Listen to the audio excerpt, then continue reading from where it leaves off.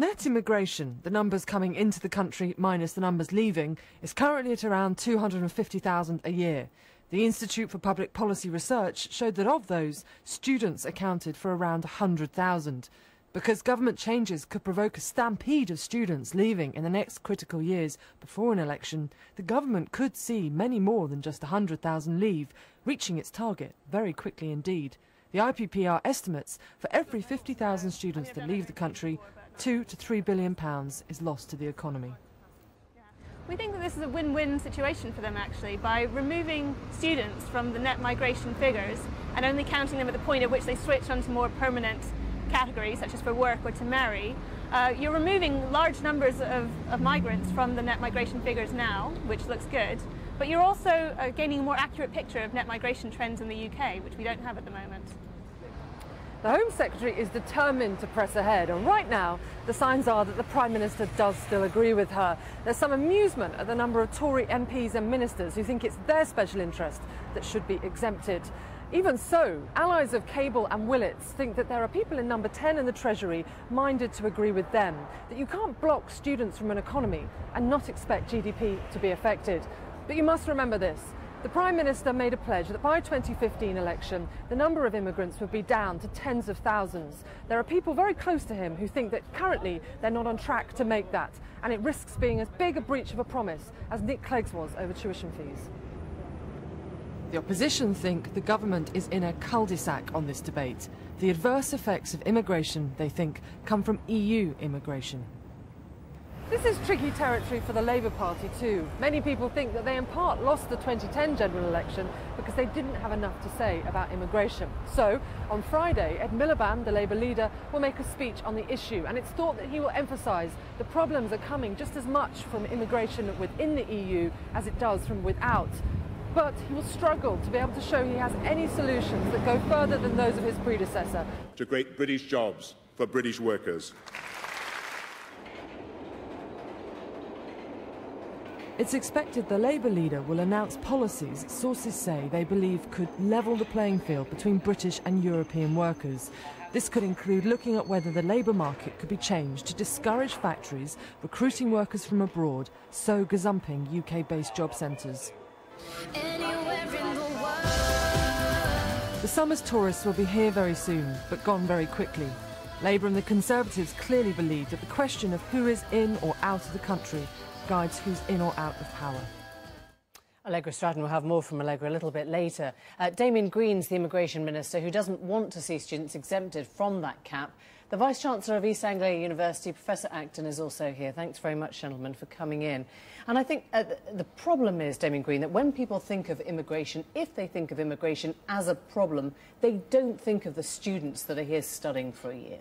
Well, the vast number of people in this country do think uncontrolled immigration was a problem under the previous government. It's one of the most popular things this government is trying to do to control immigration. But they don't level the finger at a foreign student. Well, the fact is the definition of an immigrant, a UN definition, it's not my definition, not the government's definition. The UN definition is somebody who comes and lives in another country for more than a year.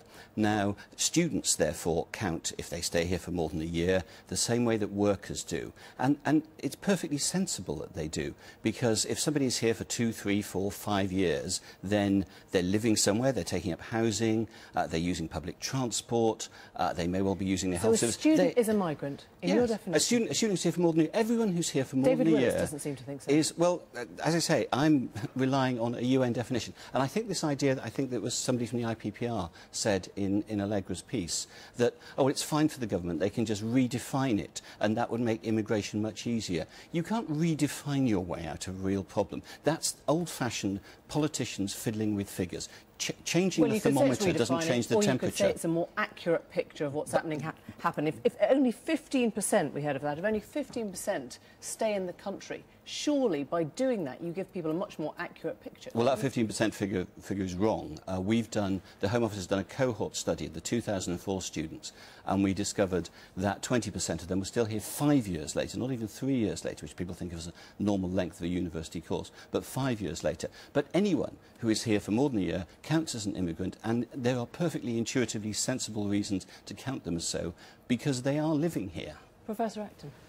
I'm afraid it's terribly implausible for the government to pretend its hands are tied by UN recommendations on international statistics. It can, and we urge that it does, continue to provide those and say, but for policy purposes, in Britain, a free and independent country, we exempt university-sponsored students, not all students at the moment, because they have such a high compliance with visa regulations record, as the good minister has been on record to say. Or I guess you could say, of course, the universities would be saying that, because of course they're a massive stream of revenue for you. You could, but we must be careful. It's a national interest here. Do you know the estimate is that for every 10 international students we have here, they support 6 British jobs. 6 British jobs in retail and entertainment and cafes, as well as on the campus. 6 for every 10. Push those to Australia, as this government is doing. Theresa May may well be celebrated in Australia. Here, it's penalising people. In a double-dip recession, that's a pretty punchy move. Oh, in a double-dip recession where we got 300,000 unemployed graduates. So I think we need to look at British graduates as well when we think about the labour market. But I don't want to discourage university students. And indeed, the effects of our policy, the first year of the limits, has been indeed that student visas have fallen considerably, because we've more than 500 colleges that used to bring people in don't anymore, many of them no doubt bogus. But while that reduction has been big, the percentage of students coming here studying at university has gone up from a half of total students to 2/3 of total foreign students. You had Joe Johnson saying there's plenty of scope to take legitimate students out and clamp down on the bogus ones. Surely that's the obvious thing. Well, as Joe correctly said, that's precisely what we've done. And in that, as I said, and take in our first year, out of your there were 57,000 fewer student visas issued this year over last year because of the controls we've put on, and the percentage of the remaining foreign students who are going to universities are much, much higher. That's exactly what we said we were going to do, and that's exactly what we're doing. David Willetts is wrong on this one. He's wrong? Well, this is a second-hand report of what David Willetts has said. He's not said that to me privately, so I'm not going to comment on something that... Well, I think that David is absolutely concerned to have a strong university sector, and so am I.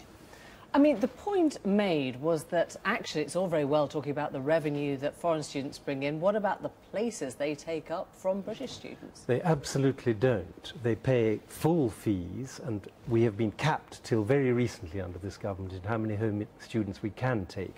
They keep many of our scientific courses alive. They are critical while they're here for job creation. They are why Britain has the strongest university sector in the world. And they create lifelong business allies in every country in the world. What do you think will happen? Paint us your scenario if this goes ahead.